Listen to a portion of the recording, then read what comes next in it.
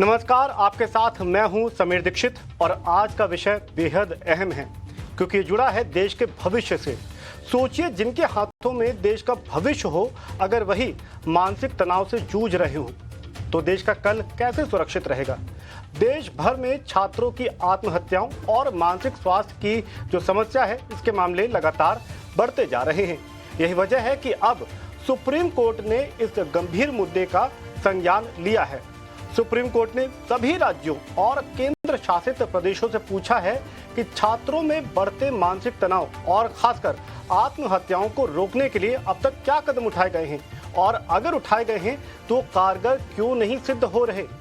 Supreme Court ने केंद्र सरकार से 8 हफ्तों के भीतर बेहद कम समय दिया है और इन्हीं 8 हफ्तों के भीतर एक डिटेल्ड रिपोर्ट मांगी है जिसमें इस बात का ब्यौरा केंद्र सरकार को देना होगी कि क्या कदम उठाए हैं और संभावित आगे आने वाले समय में क्या एक्शन या रोड मैप रह सकता है। आपको बता दें कि ये सुनवाई छात्रों से जुड़ी हुई इस अहम मसले की सुनवाई जस्टिस विक्रम नाथ और संदीप मेहता की बेंच ने की है। लेकिन अगर आप एनसीआरबी के 2023 के आंकड़ों पर नजर डालें तो बीते 10 सालों में 1 लाख से ज्यादा, जी हां, दोबारा बता दूं कि बीते 10 सालों में 1 लाख से ज्यादा छात्रों ने आत्महत्या की है। और ये महज आंकड़ा या सिर्फ कोई संख्या नहीं है, बल्कि ये चेतावनी है। अगर छात्रों का मानसिक तनाव और इस तरीके से अपनी जिंदगी को समाप्त कर देने का फैसला आप देखें तो ये अपने आप में कई अहम सवाल उठाता है और गंभीर समस्या की तरफ इशारा करता है। सवाल ये भी है कि कब तक हमारे छात्र यूं ही दम तोड़ते रहेंगे तनाव के लिए। कब तक शिक्षा संस्थान सिर्फ रिजल्ट नहीं बल्कि छात्रों की जिम्मेदारी लेने से बचते रहेंगे। सवाल ये रहेगा कि जो शिक्षण संस्थान हैं उनको आखिर बच्चों की, छात्रों के मेंटल स्टेबिलिटी की, मानसिक तनाव को दूर करने की जिम्मेदारी लेनी होगी। और इसी मुद्दे पर आज हम चर्चा भी करेंगे। चर्चा का जो अहम बिंदु है वो यही रहेगा कि क्या बच्चों के मानसिक स्वास्थ्य के लिए अब तक कोई ठोस कदम उठाए गए हैं या नहीं, और क्या सिस्टम आने वाले समय में इन आंकड़ों को देखकर जागेगा या यूं ही सिस्टम चलता रहेगा। इन्हीं तमाम मुद्दों पर बात करने के लिए हमारे साथ खास मेहमान जुड़ेंगे। लेकिन आपको बता दें कि ये जो पूरा मसला है, इसमें सुप्रीम कोर्ट को आखिर संज्ञान क्यों लेना पड़ा, सुप्रीम कोर्ट को आखिर क्यों हस्तक्षेप करना पड़ा। क्योंकि अगर महीने दर महीने अखबारों की कटिंग में देखें, आप न्यूज़ चैनल में देखें तो आपको मिलेगा कि कोटा से लेकर के नॉर्थ ईस्ट तक कई ऐसे मामले मिल जाएंगे जहां बच्चे अलग वजहों से मानसिक तनाव के चलते अपनी जिंदगी को खत्म करने का फैसला, एक बड़ा और कठिन फैसला उठाते हैं। और इसी मुद्दे पर बात करने के लिए हमारे साथ ईरा दत्ता, जो कि साइकेट्रिक हैं, मेंटल हेल्थ के बारे में विस्तार से समझती हैं, जानती हैं। ईरा दत्ता हमारे साथ जुड़ी हैं, उनका स्वागत करते हैं। ईरा जी, अभी तक जो बातें मैंने कही वो एक गंभीर समस्या की तरफ इशारा करती हैं। आपसे विस्तार से समझना चाहेंगे कि आखिर इतना मेंटल स्ट्रेस बच्चों में क्यों आता है और अपनी ही जिंदगी को समाप्त कर देने वाला इतना कठिन फैसला आखिर बच्चे वो क्या हालात हो जाते हैं जिसमें ये फैसला उनको लेना पड़ता है। Thank you very much. मेरा नाम है डॉक्टर ईरा दत्ता। मैं एक साइकाइट्रिस्ट हूँ, एमबीबीएस एमडी साइकाइट्री डॉक्टर हूँ। एंड आप इमेजिन नहीं करेंगे कि एक आम सप्ताह में कितने लोग आकर सुसाइड के बारे में हमसे बात करके जाते हैं, और साथ ही साथ उसमें से कितना बड़ा चंक ऑफ द पॉपुलेशन जो है वो यही एज ग्रुप का है, जो कि बहुत यंग है, अभी भी समझ रहा है दुनिया को, खुद को, और उनकी लाइफ बहुत लंबी है आगे। सबसे पहली बात, सुसाइड जो है कोई वीकनेस का साइन नहीं होता है, ये मैं साफ बोलना चाहती हूँ। क्योंकि सैडली हमारे ना ही सिर्फ देश में, ना ही सिर्फ सोसाइटी में, बल्कि पूरे विश्व में माना जाता है कि वीकनेस है सुसाइड। मान लीजिए प्लीज, अगर आप उसको वीकनेस कहते रहेंगे तो पहले ही आप स्टिग्मा क्रिएट कर रहे हैं और जो बेचारा आप तक पहुंच सकता है उसको दूर कर दे रहे हैं। सो सुसाइड एक ऐसी चीज है जो कि ना ही सिर्फ साइकोलॉजिकल है मगर बायोलॉजिकल भी है। उसी के साथ साथ कल्चरली कैसे उसका इम्पैक्ट पड़ रहा है आपके मानसिक स्थिति पे, वो भी है। एंड फाइनली जो इन्वायरमेंटल या सोशल फैक्टर्स हैं वो भी मैटर करते हैं। तो हम हमेशा कहते हैं कि किसी भी ट्रायंगल के 3 हिस्से होते हैं, बायोलॉजिकल, साइकोलॉजिकल और सोशो कल्चरल। तो समझ लीजिए कि किसी का ब्रेन जब एग्जामिन किया जाए, अगर उन्होंने सुसाइड अटेम्प्ट किया गया हो तो उसमें डिफरेंट चेंजेस दिखेंगे देन जिसने नहीं किया हो। तो ये बात मानना बंद कर दीजिए कि ये एक बहुत ही इजी चॉइस है या एक वीकनेस का मौका है। दूसरी बात आती है साइकोलॉजिकल। जी हाँ, आजकल की दुनिया में तनाव बहुत बढ़ गया है, लोनलीनेस अपने में एक बहुत बड़ा प्रॉब्लम हो गया है। अगली बात आती है एक्सपेक्टेशन, ना ही सिर्फ अपनी सोसाइटी की बल्कि सबकी। और इस हाइपर कंपेटिटिव वर्ल्ड में बच्चे जो हैं वो उसके सबसे बड़े शिकार होते हैं। ये तीन फैक्टर्स जब साथ में मिलते हैं तब वल्नरेबिलिटी क्रिएट होती है, एंड सैडली बच्चे या कोई भी उम्र के लोग ऐसा स्टेप अपने लाइफ की तरफ लेते हैं। आप बिलीव नहीं करेंगे कि for every life lost unfortunately और भी ज्यादा लोगों ने सुसाइड अटेम्प्ट किया होता है। तो मैं समझाना चाहूंगी, नेक्स्ट टाइम अगर आपकी पहचान का कोई हो या कहीं आप पढ़े कि किसी ने सुसाइड से कोई गुजर गया, तो प्लीज उसको ये मत सोचिए कि अरे ये तो बहुत ही इनका शॉर्टकट तरीका निकल गया या फिर कमजोर था मानसिक तरीके से। It's a cry for help, really it takes a really long time of struggling जब लोग ये ऐसा स्टेप लेते हैं। सो मेरी विनती है सारे दर्शकों से कि हम मेंटल हेल्थ को एक ऐसा टॉपिक बनाए, ऐसा विषय बनाए जिसके बारे में हम खुल के बात करें। और आई थिंक सुप्रीम कोर्ट ने ये पहला स्टेप लिया था जब डीक्रिमिनलाइज किया था सुसाइड को। तो सुसाइड करना एक टाइम पे एक जुर्म माना जाता था, अब डीक्रिमिनलाइज हो गया है। और उसी तरह से ये बहुत अच्छा स्टेप ले रहे हैं सुप्रीम कोर्ट की अपने जो छात्र हैं उनकी हम मानसिक स्थिति का शुरुआत से ध्यान रख सकें। जी जी, बिल्कुल, ये सही बात आपने कही कि सुसाइड को किसी फ्रेमवर्क में ना देखा जाए, उसको किसी कमजोरी का निशानी नहीं माना जाए।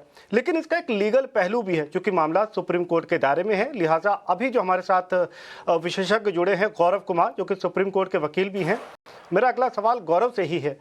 गौरव, मैं इसके लीगल पहलू को समझना चाहूँगा, चूंकि संज्ञान अब सुप्रीम कोर्ट ने लिया है, तो यहाँ पर सेंट्रल गवर्नमेंट जो भी अपडेट, जो भी डिटेल देती है, तो आगे का लीगल फ्रेमवर्क कैसा रह सकता है? सुप्रीम कोर्ट किस तरीके से इंटरवीन करके इस बात को किसी ठोस अंजाम तक ले जा सकती है?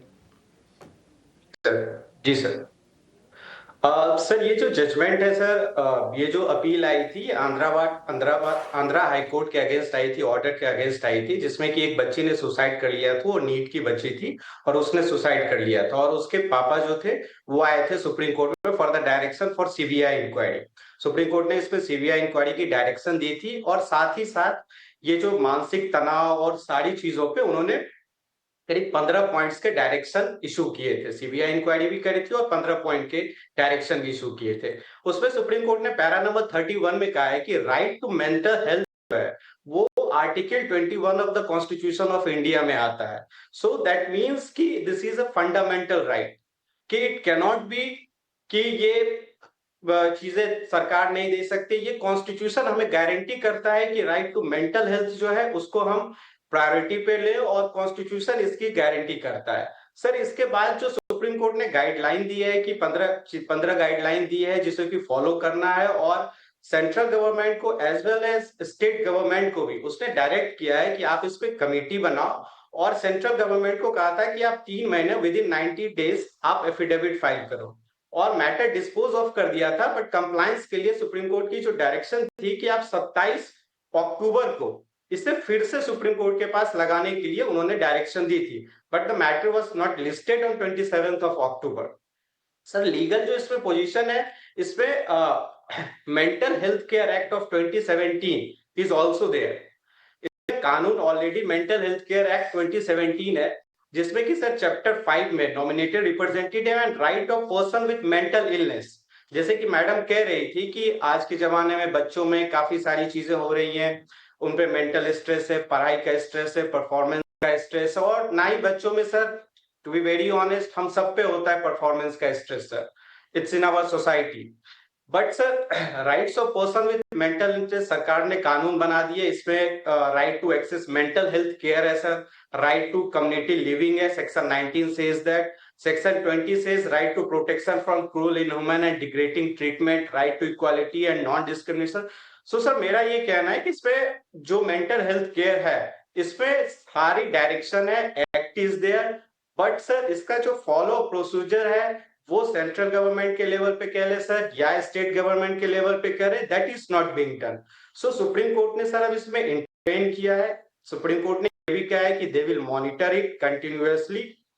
They have passed order and they have said sir अगर जो आप जजमेंट 25/7/2025 की जजमेंट देखेंगे सर, तो जो सुप्रीम कोर्ट ने उसमें गाइडलाइन किया है, पावर अपना article 32 of the constitution of India में इस्तेमाल किया है और सारे एजुकेशनल इंस्टीट्यूट को किया है कि you have to draft a uniform mental health policy, चाहे वो यूजीसी से है, चाहे सीबीएसई से हो, चाहे एआईसीटी से है, चाहे बार काउंसिल ऑफ इंडिया से, व्हाटएवर देयर एफिलिएशन इज। तो गौरव आप बिल्कुल एक लीगल फ्रेमवर्क है, लेकिन बहुत कुछ किया जाना है। इस वक्त हमारे साथ एक और खास मेहमान जुड़ रहे हैं, अजय वीर यादव, जो कि जनरल सेक्रेटरी हैं जीएसटी के। अजय जी, आपका स्वागत है। और जिस विषय पे हम चर्चा कर रहे हैं उसमें एक चैलेंजिंग पार्ट ये भी है कि जिस मानसिक तनाव का हम जिक्र यहाँ पे लगातार कर रहे हैं, हालांकि इरा दत्ता ने शुरुआत में उसके बारे में विस्तार से बताया भी, लेकिन इसको मापने का, इसको समझने का ऐसा कोई पैमाना नहीं है। ये संकेत क्या हो सकते हैं कि कोई बच्चा, कोई छात्र जो है वो इस वक्त उसको किसी सपोर्ट की ज़रूरत है, वो एक तनाव में है, और उसको अगर किसी सपोर्ट की ज़रूरत हो सकती है तो अभिभावक का या शैक्षिक संस्थान का क्या रोल रह सकता है? देखिए, मैं ये मानता हूँ कि सबसे पहले प्राथमिक कक्षाओं से लेके और आगे तक की पढ़ाई हम कराते हैं। हम बच्चे के तनाव को भी समझते हैं, उनकी स्थिति को भी समझते हैं, और हम ये कहना चाहते हैं इसमें अभिभावकों का एक बहुत महत्वपूर्ण रोल है। आजकल अभिभावक अपने बच्चे में बहुत सारे सपने देखने लगते हैं और उसको दबाव में लेना शुरू करते हैं। अगर आज आप व्यवहारिक रूप से देखें, अगर किसी छोटे बच्चे के पास जो प्राइमरी क्लास में है और कोई मेहमान मिलने जाता है तो उससे पूछते बेटा आप क्या बनोगे, वो उन्हें सुना होता है कि आईएएस एक बहुत बड़ी चीज होती है, ये बड़ा चीज होती है। उस समय ऐसा लगाया जाता है कि उसको वहीं पे टारगेट दे दिया जाता है। मैं ये कहता हूँ कि जो लर्निंग है वो जॉयफुल होनी चाहिए, बच्चे को स्ट्रेस इतना ना हो, क्योंकि अभी जो आजकल आप देख रहे हैं मेरिट्स में, अगर आप देखें नजर मार के, तो 95 से लेके 100% तक की कंपटीशन रहने लगा है। और उसके बाद जो पेरेंट्स उस सपना देखते हैं वो फिर थोड़ा सा ही 10th क्लास के पहले ही उनको कोचिंग सेंटरों में भेजना शुरू कर देते हैं, जो जिस तरह की दुनिया भर के औद्योगिक, मैं तो इनको औद्योगिक क्लासें बोलूंगा, उनमें भेजना शुरू कर देते हैं। और जहां तक कि एक कोटा फैक्ट्री की भी बहुत सारी चर्चाएं होती हैं कि कोटा शहर को कोटा फैक्ट्री कहने लगे, वहां पे भेजने लगते हैं। तो जो बड़े सपने और बड़ी दूरी की जो लंबाई होती है, बच्चे उस समय अपने आप को नहीं संभाल पाते और वहीं से तनाव पैदा हो जाता है। अगर हम पहली, दूसरी, 5वीं क्लास के बाद अगर करें तो 6ठी में कहते हैं बेटा आपका क्लास में कौन सा नंबर आया, तो क्लास में तो फर्स्ट नंबर तो एक ही का आएगा ना। अगर उसके लिए सारे बच्चों को मैं ये कहना चाहता हूँ कि इसी तरह टारगेट ना देके उसको मोटिवेट करें, हमेशा उसको बूस्टअप करें, और जितने भी नंबर वो बच्चा लेके आए, अभिभावक उसको बहुत ज्यादा उसकी प्रशंसा करें और कहें बेटा अगली बार इससे भी और ज्यादा लेकर आने हैं। ना कि ये ना कहें कि आप 40% लेके आए हो तो आपको 90% पे अगले टर्म में जाना है, आपको मिड टर्म में 90% चाहिए बेटा। ऐसे में बच्चा तनाव में आता है और यहीं से तनाव शुरू होता है। जब बच्चा कभी भी कंपटीशन अगर करता है तो अपने साथी से कंपटीशन में कभी भी इस तरह की निराशा नहीं आती कि वो सुसाइड कर ले। उसको निराशा तब आती है कि मेरे परिवार वाले लोग मेरा बहुत लंबा सपना देख रहे हैं, मेरे माता पिता, मेरे परिजन बहुत लंबा सपना देख रहे हैं, मैं उसको साकार नहीं कर पा रहा, इसलिए बच्चे गलत स्टेप उठा लेते हैं। जहां तक दोस्ती का सवाल हो, एक दोस्त आगे निकल जाता है, एक पीछे रह जाता है, तो भी वो मोटिवेट होते हैं, ना कि उससे कंपटीशन में आते हैं। तो मैं ये मानता हूँ कि जो शिक्षा है, जो एजुकेशन है, उसको क्लासों में तनाव रहित होना चाहिए। और जो कानूनी बातें अब हमारे साथियों ने, पैनलिस्ट ने बताई, वो और जो हमारे जो मानसिक रोग से जो स्पेशलिस्ट है उन्होंने बताई, मैं तो ये कहता हूँ कि जो शिक्षक समाज है वो एक सॉफ्टवेयर है, जो शिक्षक समाज हमारे बच्चों को रिलैक्स करता है। अभिभावक भी उनका साथ दें और जो कमी रह जाए उस शिक्षकों के लिए सौंपें, हमें सौंपें, और कहें कि इस बच्चे को देखो, वो उनकी जो प्रयोगशाला। जी अजय जी, आपके ना डूज एंड डोंट की जो लकीर है, मैं ये मानता हूं कि आप बिल्कुल सही बता रहे हैं कि इस तरीके से दबाव नहीं दिया जा सकता। फिलहाल वक्त है एक छोटे से ब्रेक का, लेकिन ब्रेक के उस पार मैं इरा दत्ता जी से और अपने खास मेहमानों से जरूर जानना चाहूँगा कि जो मौजूदा लीगल फ्रेमवर्क है क्या वो पर्याप्त है, और क्या कुछ सपोर्ट हम अपने बच्चों को दे सकते हैं ताकि इस बड़ी समस्या से निजात पा सकें।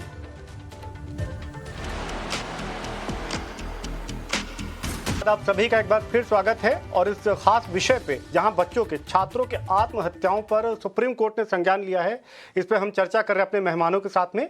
और इस वक्त एक और खास मेहमान हमारे साथ जुड़ी हैं, ऋचा खन्ना, जो कि प्रिंसिपल हैं वरदान इंटरनेशनल स्कूल से। ऋचा जी, आपका स्वागत है। क्योंकि आप इस पूरे इकोसिस्टम का एक इम्पॉर्टेंट स्टेक होल्डर हैं, स्कूल उसमें एक बहुत अहम भागीदारी निभाता है। आपसे यही समझना चाहेंगे कि बच्चों के मेंटल हेल्थ की जब बात आती है कि उन पे अतिरिक्त दबाव ना पड़े, स्कूल क्या रोल प्ले करता है, कैसे और इसको प्रभावी बना सकता है, और आप इसको कैसे इंश्योर करते हैं कि बच्चों जो हैं वो हेल्दी एनवायरनमेंट में चीज़ें सीखें और किसी दबाव में, किसी तनाव का उनको सामना ना करना पड़े। जी, स्कूल में सबसे इम्पोर्टेंट पहल जो हम ले सकते हैं, सिंपली सीबीएसई या जो भी बोर्ड से आप एफिलिएटेड हैं, उसकी गाइडलाइंस को कंप्लाइंट कर सकते हैं हम। क्योंकि सारे ही बोर्ड्स ने अपनी-अपनी गाइडलाइंस में ये लिखा हुआ है कि एक काउंसलर होना मैंडेटरी है। तो हम सभी के स्कूल में हमें काउंसलर रखने की ज़रूरत है। जैसे कि हमारे यहाँ एक पूरी काउंसलर है और उनकी पूरा एक मेंटल वेलनेस डिपार्टमेंट भी सेट कर रखा है। तो ज़रूरत है कि हम बच्चों को एक डायलॉग का मौका दें और जिसके लिए हमारी जो टीचर्स हैं, उनकी जो ऑब्जर्वेशन स्किल्स हैं, जो बच्चों को आंकना, उन पर नजर रखना, उनके बिहेवियरल चेंजेस को मॉनिटर करना, उसकी आवश्यकता है। तो उसके लिए बराबर समय-समय पर टीचर्स ट्रेनिंग भी होती है मेंटल वेलनेस के लिए। और इसी प्रकार हमारे बच्चों पर जो भी बच्चे हमारे जो केसेस आते हैं इस तरीके के जो हम देख रहे हैं, जो क्रिटिकल केसेस आते हैं, उनको इंडिविजुअली हैंडल किया जाता है, जिसमें कि बच्चों की से ना सिर्फ हमारी काउंसलर्स बातचीत करते हैं, बल्कि उनके बिहेवियरल पैटर्न्स को मॉनिटर किया जाता है, उनकी टीचर्स को गाइड किया जाता है कि वो आगे इस बच्चे के साथ कैसे बिहेव करेंगे। उनके पेरेंट्स को भी हम लेते हैं। इनफैक्ट मैं ये भी बताना चाहूंगी कि पेरेंट्स के लिए भी इस तरीके की वर्कशॉप करना बहुत ज़रूरी है, क्योंकि जो भी काम हो रहा है वो जब तक कि पेरेंट्स और स्कूल साथ नहीं होगा, तब तक हम जितने भी कदम लेंगे वो सब निरर्थक रहेंगे। तो सभी प्रयासों को सार्थक बनाने के लिए ज़रूरत है कि हम बच्चों को देखें, उनका हाथ थामें और मिलकर उनके सभी प्रश्नों का जवाब देने के लिए तैयार रहें और उनकी सभी समस्याओं को समाधान दें। ठीक है। एरा दत्ता जी, आपने सुना, हमारे जो साथ में लीगल एक्सपर्ट जुड़े हुए हैं, आपने प्रिंसिपल को भी सुना, लेकिन आपसे ये समझना चाहेंगे कि जो आपके पास मामले आते हैं, क्या वो सिर्फ पढ़ाई के दबाव के ही मामले रहते हैं या कोई और आपको मानसिक दबाव या इस तरीके की दिक्कतों का जिक्र पेरेंट्स की तरफ से, अभिभावकों की तरफ से सामने आता है? और अगर ऐसा रहता है तो आपको कुछ पैटर्न इसमें नजर आता है? एक ही चीज की वजह से स्ट्रेस वैसे भी नहीं हो सकता है। स्ट्रेस, पढ़ाई का एकेडमिक स्ट्रेस एक पिलर है। इसी के साथ साथ बॉडी इमेज इश्यूज होते हैं बच्चों में, काफी बारी दोस्त नहीं बनते हैं, लोनलीनेस फील होती है। आजकल सोशल मीडिया के जमाने में एक अलग टाइप का कंपटीशन वैलिडेशन के लिए होने लगा है। साइबर बुलिंग होती है, इवन बुलिंग इन स्कूल होती है। कभी कभी ऐसा लगता है कि I am not good enough. Depression के बहुत कारण हो सकते हैं, एंजाइटी, परफॉर्मेंस रिलेटेड बहुत, मतलब मैं अगर किताब लिखने लगूं तो किताब के पन्ने कम पड़ेंगे। हर बच्चे की स्टोरी यूनिक होती है। हाँ, एक साथ मल्टी फैक्टर्स हमें दिखते हैं, तो ऐसा जरूरी नहीं है कि सिर्फ एकेडमिक स्ट्रेस है। बट क्योंकि ये सब स्ट्रेस की वजह से वो एकेडमिक्स पे भी नहीं फोकस कर पाते हैं, एकेडमिक्स सफर करने लगते हैं, और फिर सबसे बड़ा स्ट्रेस जो हमें दिखता है वो डेफिनेटली एकेडमिक बन जाता है। इसके साथ मैं ये जरूर बोलना चाहूंगी कि एज अ सोसाइटी हमें ना मेंटल हेल्थ की अवेयरनेस, सुप्रीम कोर्ट के रूल्स फॉलो करने के लिए पहले मेंटल हेल्थ अवेयरनेस को इतना एक्सेप्टेबल बनाना है जितना एक समय पे माना गया था। जैसे टीबी के इलाज के बारे में बहुत चुप चुप करके लोग करते थे, इसलिए टीबी का इलाज नहीं कराते थे।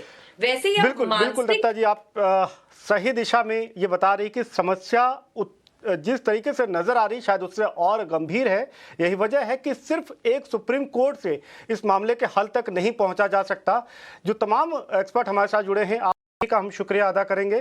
किस तरीके से आपने इस प्रॉब्लम को, इसके जो रूट कॉज है उसको समझाने की कोशिश करी और संभवतः क्या कुछ सॉल्यूशन हो सकता है, ये सब कुछ हमारे साथ साझा करने के लिए हम आपका दिल से धन्यवाद करते हैं। लेकिन आगे बढ़ते हैं।